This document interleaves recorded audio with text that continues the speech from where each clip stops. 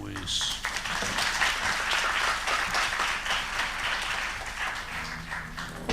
Elena Galve de Basurto nos hablará de los inhibidores de ciclinas, es decir, de enfermedad luminal, que ya sabemos que expresa receptor de estrógeno y todo eso, ¿eh?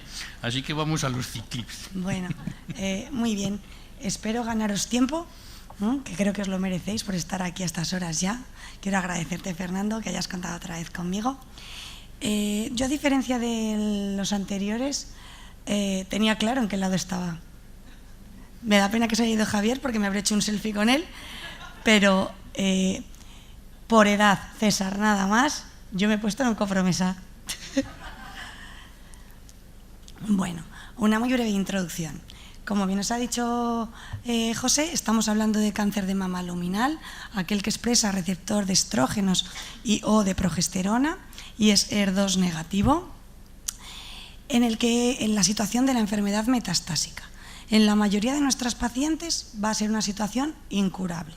Entonces, nuestros objetivos terapéuticos los tenemos que tener claros. Si podemos, vamos a curar a más pacientes, pero sobre todo vamos a intentar que nuestros pacientes vivan el mayor tiempo posible con una buena calidad de vida. El tratamiento del cáncer de mama metastásico sensible a hormona, con receptores positivos, las recomendaciones son hormonoterapias secuenciales, salvo crisis visceral, que eso significa, no nos hemos puesto de acuerdo, pero que tengas una inminencia y una urgencia vital, que intentes dar quimioterapia para revertir una enfermedad que está poniendo en compromiso vital a nuestra paciente. Aunque todas las pacientes, o la mayoría de ellas, responden a la hormona, sabemos que todas se hacen resistentes, por eso no las curamos. A nivel práctico tenemos definidos dos tipos de resistencia a nivel endocrino. La resistencia primaria, que es aquella de las pacientes que nos recaen durante los 2 primeros años de adyuvancia o en los 6 primeros meses de la primera línea de hormona metastásica. Y una hormonoresistencia secundaria, que es el resto de las situaciones, pacientes que se benefician o aquellas que recaen durante adyuvancia, pero más allá de 2 años. Estos son criterios para definir poblaciones muy concretas, porque la resistencia hormonal es un mecanismo continuo. 6 meses, 12 meses, 1 año, 2 años, son criterios que hemos puesto como consenso. En los últimos años hemos conocido bastante más a fondo los mecanismos de resistencia endocrina. Hay muchísimas vías de señalización intracelular. Voy a ver, yo como Carmen, ¿se ve? Arriba. Yes. Vías conocidas como PI3K, AKT, tenemos también alteraciones y mutaciones en el receptor estrogénico, pero una de las vías y la que nos ocupa de resistencia endocrina es la vía de las ciclinas. La vía de las ciclinas es una vía conocida de resistencia tumoral. En el cáncer de mama luminal es una de las vías más descritas como mecanismo de resistencia y su función tiene un control en el ciclo celular. Las ciclinas, la ciclina se une, la ciclina dependiente de quinasa 4,6 se une a la ciclina D, hace que la proteína de ribosoma se fosforilice y deja de ser activa. Como es una proteína supresora, permite que el ciclo celular avance, pase el ciclo de G1 a S y las células crecen de forma indefinida. Si bloqueamos esta unión de las ciclinas dependientes de quinasa con los fármacos inhibidores, conseguimos bloquear este paso de G1 a S, hacemos que la célula tumoral se detenga en G0 y muera por apoptosis y senectencia. Desarrollo de los inhibidores de ciclinas, ya mucho más práctico. A nivel preclínico ya teníamos datos que las pacientes que tenían expresados receptores hormonales y HER2 en líneas celulares eran las pacientes que más se beneficiaban del bloqueo de esta vía de las ciclinas frente a otros tipos de cáncer de mama. Y este es un poquito el esquema que voy a seguir, sobre todo en la charla. No voy a repasar todos los estudios muy a fondo porque son un montón y dada la hora creo que no estamos ya capacitados. Tenemos estudios en población hormonosensible. estudios en primera línea, pacientes con debut metastásico o con una recaída tardía, que todos los estudios los han definido en aquellas pacientes que terminan el tratamiento adyuvante y pasan al menos 12 meses desde completar la hormonoterapia. Tenemos estudios en progresión, pacientes hormonorefractarias, ya han recibido una primera línea hormonal y después tenemos una segunda o han recaído durante el tratamiento adyuvante con hormona o en el primer año. Y luego tenemos estudios en situaciones más avanzadas y uno en el que me detendré un poquito más porque es el más reciente publicado, en el que tiene varias poblaciones. Vamos a empezar por los estudios en población hormonosensible, pacientes que debutan, pacientes que no han recibido nunca tratamiento hormonal, todos tienen diseño muy parecido, la mayoría de ellos son pacientes menopáusicas, alguno veremos también después en premenopáusicas, y son estudios que tienen el mismo objetivo: supervivencia libre de progresión, objetivo principal, objetivos secundarios los habituales, supervivencia global, calidad de vida y seguridad. También marcadores moleculares. 3 estudios en primera línea en hormonosensibles, cada inhibidor de ciclina tiene su estudio: estudio Paloma 2, palbociclib más menos letrozol, estudio Monalisa 2, ribociclib, letrozol más menos ribociclib, y estudio Monar 3, cualquier inhibidor de aromatasa no esteroideo con o sin abemaciclib. Todos los estudios son positivos, impacto en supervivencia libre de progresión muy consistentes, ya veis las curvas. Vamos a detenernos un poquito en los datos. Reducción del riesgo de progresión, de supervivencia libre de progresión a la mitad. Las pacientes tienen un riesgo del doble, de disminuir su riesgo el doble si le añadimos el inhibidor de ciclinas. Vemos las medianas de supervivencia, pasamos de año a año y medio a duplicarse a 2 años, y más algunos de los estudios como abemaciclib, Monar 3, no se ha conseguido alcanzar las medianas.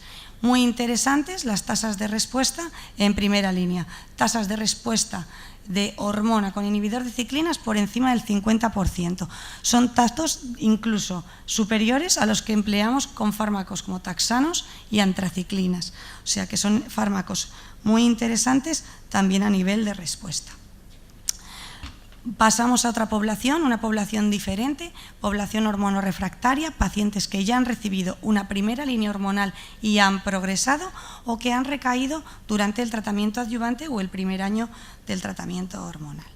2 estudios, también con 2 de los inhibidores, estudio Paloma 3, palbociclib, los 2 con fulvestrant, el fármaco estándar en segunda línea, y Monar 2, añadir abemaciclib a fulvestrant. Nuevamente, los veis, son 2 estudios positivos, 2 estudios con impacto en supervivencia libre de progresión. Nuevamente, con hazard ratio muy importantes, una reducción del riesgo de progresión a la mitad, un impacto nuevamente en medianas de supervivencia. Ya veis que las medianas de fulvestrant son medianas muy cortas, son pacientes hormonorefractarias en las que conseguimos duplicar el tiempo a la progresión. Tasas de respuesta en esta población un poquito menos sensible, un poquito menores. Estudio Monalisa 3. Hemos revisado todos los estudios con pacientes en poblaciones homogéneas en su perfil de hormonosensibilidad. Monalisa 3, presentado en ASCO de este año y publicado en el Journal, como es habitual a la vez que su presentación en ASCO, es un estudio que testa fulvestrant en primera línea, pacientes que no han recibido tratamiento previo o sí, ahora lo vamos a ver, con ribociclib. Primer estudio en testar fulvestrant en pacientes hormonosensibles. Randomización 2:1. Se permitían curiosamente hombres, es el único estudio en que permite hombres, pero ha habido tal rápido reclutamiento que no ha entrado ninguno. Entonces nos da lo mismo, ¿vale? Las pacientes se estratifican por presencia o ausencia de enfermedad visceral y por el tratamiento endocrino que habían recibido previamente. Nuevamente, objetivo principal, supervivencia libre de progresión. Este es un estudio en el que se han mezclado todas las poblaciones de pacientes. Se permitían pacientes en primera línea, pacientes que no habían recibido nunca tratamiento hormonal o que definíamos como hormonosensibles, pacientes que recaían más allá del año, que van a recibir fulvestrant en primera línea con o sin ribociclib, y pacientes en segunda línea o en recaídas tardías, independientemente de que fuesen de novo o no. Revisando únicamente el tipo B de población, la mitad de las pacientes del ensayo es hormonosensible y la otra mitad es hormonorefractaria, lo que habríamos definido previamente. Estudio nuevamente positivo. Ribociclib y fulvestrant es activo en primera línea y en segunda línea. Impacto en supervivencia libre de progresión nuevamente con hazard ratio de 0.5. Independientemente del tratamiento que reciba la paciente. Positivo en primera línea con datos un poquito mejores, siempre tiempos a la progresión mayores, y también en segunda línea o las recaídas precoces. Nuevamente, tasas de respuesta muy interesantes en todas las pacientes de un 34%, pero en pacientes con enfermedad vedible, aquellas que tengan enfermedad visceral sobre todo, tasas de respuesta de 40%.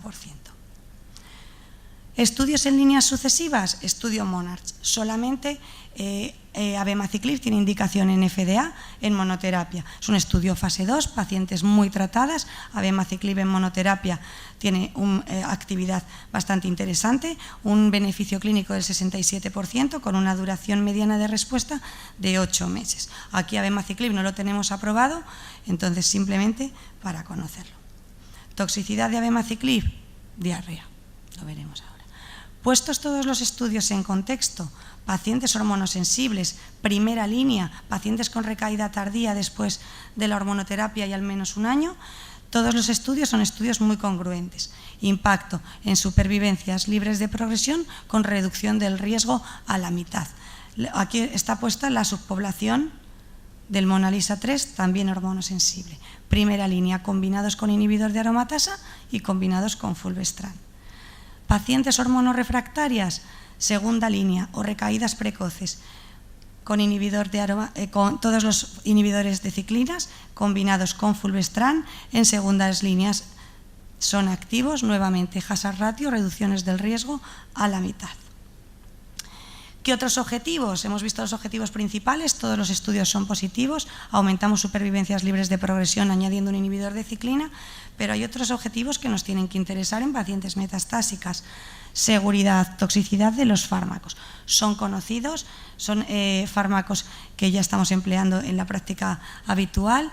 Sabemos que palbociclib y ribociclib tienen más toxicidad hematológica, 50-60% de toxicidad, sobre todo neutropenia grado 3-4, pero con poca relevancia clínica, menos de un 5% de fiebres neutropénicas. Realmente la repercusión en clínica es pequeña. Abemaciclib, mayor toxicidad digestiva, sobre todo diarrea, hasta un 40% diarrea grado 2-3. Recordaros como cosa excepcional que ribociclib podría prolongar QT, por lo que requiere monitorización cardíaca si lo empleamos. Esto no repercute en nuestras pacientes. Los estudios de calidad de vida, a pesar de que son combinaciones más tóxicas, tenemos los datos con palbociclib de Paloma 2, las curvas son exactamente iguales de la combinación frente a la monoterapia. También los estudios de MONALISA 2 con ribociclib, no hay diferencias en calidad de vida. Sí que tenemos datos de la calidad de vida de las respondedoras. Siempre la curva en las pacientes que responden va por encima de aquellas pacientes que no responden. Y datos muy interesantes también de MONALISA 2, añadir ribociclib a nuestras pacientes con letrozol en primera línea mejora el control del dolor a las 8 semanas, un control muy precoz. Y datos de supervivencia. Hasta ahora conocíamos los datos de Paloma 1-2, el estudio randomizado, no había diferencias en supervivencia global, pero era un estudio pequeño, no diseñado, se ha publicado como nota de prensa únicamente los datos de Paloma 3, no se ha demostrado diferencia en supervivencia global en pacientes tratadas en segunda línea con fulvestrant más menos palbociclib. Dos cositas sobre poblaciones un poquito especiales, que estoy un poco de acuerdo con César, ya no hay que diferenciar pre o post, pero siempre hemos tenido estas dudas. Se hizo un estudio específico en pacientes premenopáusicas en primera línea con ribociclib. Se añadía goserelina y se podía combinar con la hormona que se prefiriese, tamoxifeno o bien inhibidor de aromatasa, y la hormona randomizar, ribo o placebo. Nuevamente, estudio positivo. Impacto en supervivencia libre de progresión con el mismo rango, una hazard ratio de 0.5, y da igual con qué combinemos el tratamiento, da igual que pongamos tamoxifeno y da igual que pongamos inhibidor de aromatasa, los resultados son los mismos también en pacientes premenopáusicas en primera línea. En pacientes en segunda línea, pues algunos de los estudios permitían incluirlas siempre que añadiésemos goserelina, las tratásemos como menopáusicas y también los beneficios son los mismos, bien con palbo o bien con abemaciclib. ¿Qué pasa con nuestras pacientes ancianas? Que son aproximadamente 1/3 de estas pacientes que vamos a ver con cáncer de mama metastásico hormonal. Pues tenemos datos de actividad, que las pacientes mayores de 65 años no tienen peor actividad de estos fármacos, las PFS son iguales, pero sí que tienen un poquito más de toxicidad, sobre todo a nivel hematológico. Es lógico, la función medular de las pacientes mayores tolera un poquito peor estos fármacos. También estos son datos con palbociclib, también con ribociclib, exactamente igual. Se reproduce la curva independientemente de la edad de nuestras pacientes. ¿Y qué tenemos de biomarcadores? ¿Podemos elegir alguna paciente? No tenemos ningún marcador clínico que nos haga decidir qué paciente debe llevar inhibidor de ciclina. Todos los estudios con todos los inhibidores de ciclinas, con todas las combinaciones, son muy homogéneos, se benefician todos los grupos de pacientes. Siempre habrá algún grupo pequeño que puede cruzar la línea, pero de forma general son todos muy homogéneos. Y en cuanto a marcadores clínicos, biomarcadores moleculares, tampoco tenemos ningún biomarcador que nos prediga qué paciente va a beneficiarse y qué paciente no. Solamente tener receptor estrogénico positivo es el único factor predictivo de respuesta a nuestros tratamientos. Y no es porque no los hayamos mirado. Ha habido un montón de subestudios. Ya paso rápidamente a las conclusiones. En cuanto a inhibidores de ciclinas, en cáncer de mama metastásico de perfil luminal, demostrado impacto en supervivencia libre de progresión consistente en todos los estudios que hemos hecho, fases 3 randomizados, independientemente de la hormonosensibilidad de nuestras pacientes, independientemente de la hormona con la que le combinemos, independientemente del perfil menopáusico. Son fármacos tolerables, son fármacos que realmente tienen toxicidad más a nivel analítico que clínico, no impactan en datos de calidad de vida en los estudios y no tenemos datos de supervivencia global. Es verdad que solo tenemos de 2 de los estudios, tendremos que esperar un poco a los siguientes estudios. Tenemos muchísimas cosas pendientes. Tenemos pendiente identificar qué pacientes necesitan combinación y sobre todo necesitamos saber qué paciente no necesita combinación. Tenemos pacientes que son muy largas supervivientes a monoterapia, pero no sabemos quiénes son. Necesitamos saber qué hay que hacer. ¿Cuál es la secuencia buena de nuestras pacientes? ¿Hay que poner el inhibidor de ciclina en primera línea? Da igual ponerlo en segunda, no tenemos datos de supervivencia global, nos lo va a contestar el estudio SONI, es un estudio muy interesante con doble randomización, primera línea inhibidor de aromatasa con o sin ciclina y a la progresión se cruza fulvestrant con y sin inhibidor de ciclina. Objetivo, tiempo, supervivencia libre de progresión tras el doble cruce de las medicaciones. Y el estudio en primera línea, el estudio Parsifal, que va a comparar cara a cara fulvestrant letrozol con palbociclib. Datos pendientes para los próximos años. ¿Y qué hacemos a la progresión? ¿Qué tenemos que hacer con nuestras pacientes que nos progresan un inhibidor de ciclina en primera o en segunda línea? Tenemos que cambiar la hormonoterapia y mantener el inhibidor de ciclina. Tenemos que cambiar el inhibidor de ciclina y mantener la hormonoterapia. Nos podemos quedar tranquilos poniéndoles monoterapia hormonal a una paciente que te progresa y no hay que darles quimio. Tenemos que hacer tripletes o cuatripletes, bloqueemos PI3K, AKT-mTOR, que es otra de las vías de señalización. Tenemos que añadir inmunoterapia. No os he puesto los ensayos porque es brutal los ensayos pendientes que están en marcha con todas estas estrategias. No quería asustaros. ¿Qué datos tenemos de inhibidores de ciclinas en enfermedad precoz? También ensayos fase 3 randomizados en marcha y reclutando. Y también datos muy interesantes en ER2 que vendrán también para los próximos años. Pero estad tranquilos, sobre todo los residentes. Yo creo que lo acabaremos controlando. Nada más. Muchas gracias.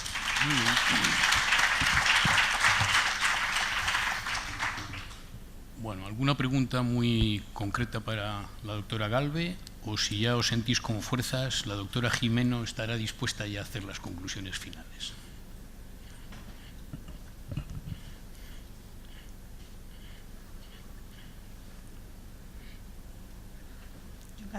Yo quiero una caña. César.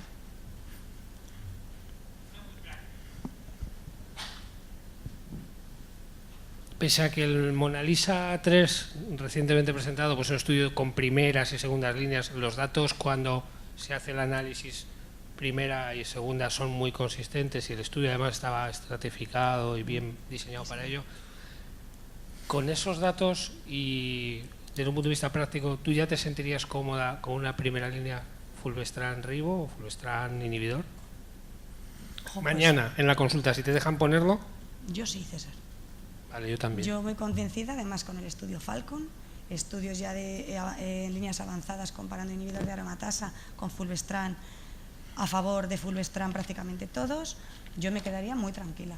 Creo que es una buena opción, depende también un poco de qué tratamiento haya recibido la paciente hormonal adyuvante, ¿no? Pero creo que tenemos ahora mismo, como casi siempre en mama, un montón de opciones para poder decidir con cada una de nuestras pacientes en la consulta.